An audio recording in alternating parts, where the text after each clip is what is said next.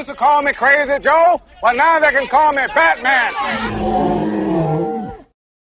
Good morning. Welcome back to Crazy Joe's Concession Stand. I'm Crazy Joe.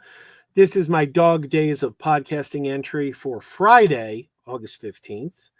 And to those who don't know, if you're not aware, I've been saying it every day, but I'll keep saying it. The dog days of podcasting is a challenge to put out a podcast every day for the entire month of August. Bunch of people are participating, and you can hear everyone who's participating by going to dogdaysofpodcasting.com. I recommend everyone check it out. So I am home alone with my daughter, Kira, for the next couple of days. My oldest daughter is about to start college, and my wife and she drove down to Virginia to take a look at college in Virginia. So Kira and I are home alone, and I decided tonight, I'm recording this on Thursday night, I decided to take Kira to the movies to see the Smurfs. Now Kira, by the way, has already seen the Smurfs. She saw it with my wife, and I did not see it. But she really liked it, and both my wife and Kira told me that the movie was really entertaining. I grew up watching the Smurfs on Saturday mornings, the old Hanna-Barbera cartoon. So I had a level of interest, and they both said it was good. So I took her to see it. It was her second time, my first time. And this film's already on digital. I mentioned this a couple days ago. It's already dropped on digital, which is too soon, entirely too soon. Only 3 weeks of release. It should not be available on PVOD yet, but it is because the studios are stupid. But it's also still in the theaters. So we went out, we saw it, and Kira really enjoys it. And I thought it was pretty good too. A lot of little surprises. I'm not going to do a full review of this movie. On this channel, on my Crazy Joe Adventures or Crazy Joe's Concession Stand YouTube channel, I usually do movie reviews. But I wasn't planning to really do a review for this one because it's been out for so long already. We're almost a month out. So I figure it's kind of old news at this point.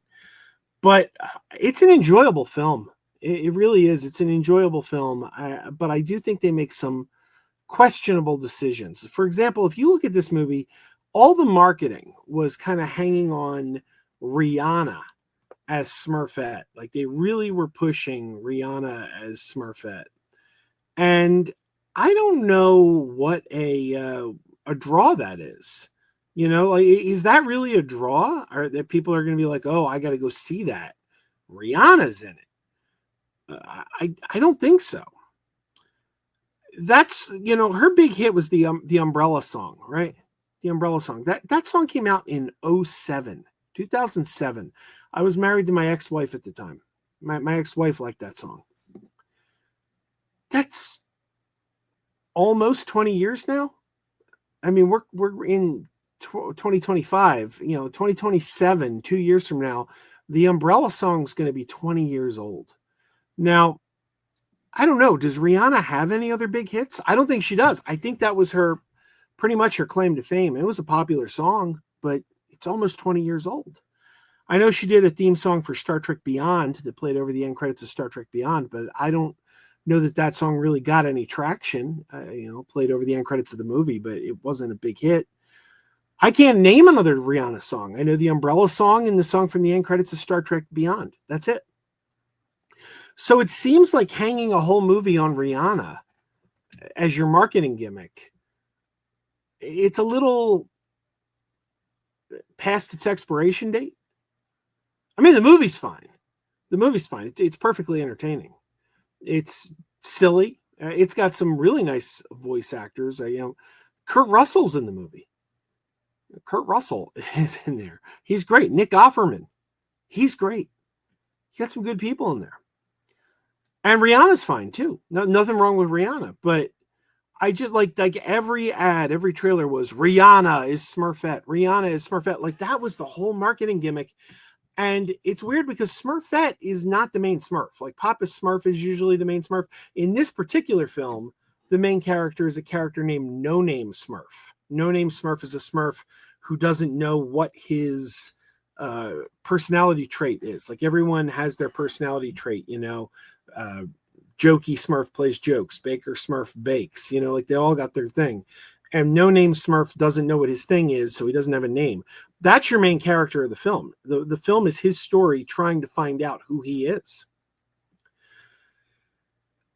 But all the marketing would lead you to believe Smurfette's the lead.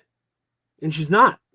And James Corden is the voice of No Name, which is interesting because I don't know how much is true. I don't know the man, obviously, but I know James Corden has become very unpopular on the internet lately. You know, they say he's not a nice guy. He's kind of got a reputation for being something of a jerk. I don't know if it's true. Don't quote me on it. That's kind of what people say, though. So it seems like you've put a movie out where James Corden is the main character. Maybe that's why they're pushing Rihanna, because maybe like they shot that movie and the public turned on James Corden so much that they're like, well, crap, we can't hang his name on this. Let's go for Rihanna. Maybe that was it. Maybe I hit the nail on the head, frankly. But it's a pretty entertaining film. I recommend it. If you've got kids or if you grew up with the Smurfs, this is a good time. It's not the best thing out there right now. If I were going to say, go, if you're only going out to see one thing, the Smurfs probably shouldn't be your priority. It's not that great, but it is pretty funny. I'll give them that. There's some big laughs in it. I enjoyed it, and Kira enjoyed it for the second time. So there you go. The Smurfs. Smurfs are interesting too. I don't know how many people know the whole history of the Smurfs, but they are quite fascinating because, you know, we here in the U.S., when we think of the Smurfs in the United States, we kind of think 80s because they came to prominence in the early 80s on the Saturday morning Hanna-Barbera show for us here in the U.S. But the Smurfs are a European IP. They come from Belgium. They were created by a Belgian comic writer named Peyo. Hope I pronounced it right. Peyo. And they were created in 1958. So the Smurfs have been around since the 50s. Now, I know here in the U.S., we think very 80s, the Smurfs. And in fact, just a couple days ago, Paul Mackey, another podcaster for the Dog Days of Podcasting, Paul Mackey, he's been doing trivia, and one of his trivia questions involved Smurf cereal from 1983. We really associate the Smurfs with the 80s, but no, they go all the way back to the 50s. And it's just kind of an interesting thing. They hit big here in the 80s. And I remember, this Smurf movie, I think this is maybe the fifth Smurf movie. But I remember in 1983 or so, right around there, when the Smurfs first hit it big, my mom took me to the movie theater to see a Smurfs movie. And it was a Smurfs movie called The Smurfs and the Magic Flute. And that movie, at the time, I didn't know it, but that movie was not even a new movie at that time. I'm actually looking for it right now on my phone to see what the date was. But the Smurfs and the Magic Flute was a French film, I believe, if I'm not mistaken.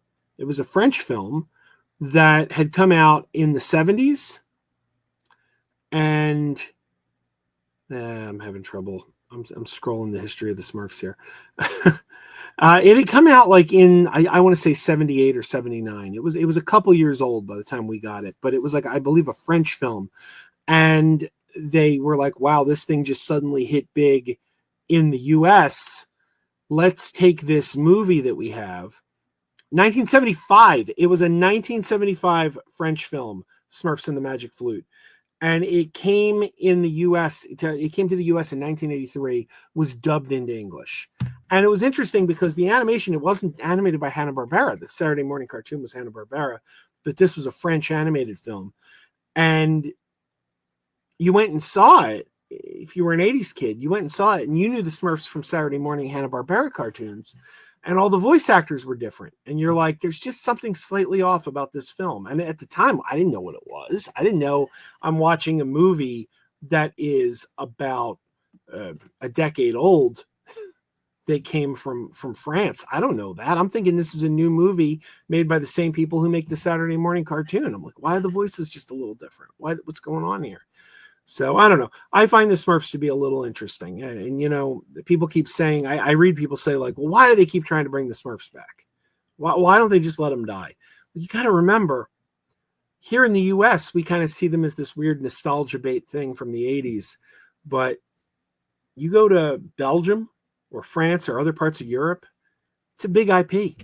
It's a big IP, and that's why we keep seeing it come back.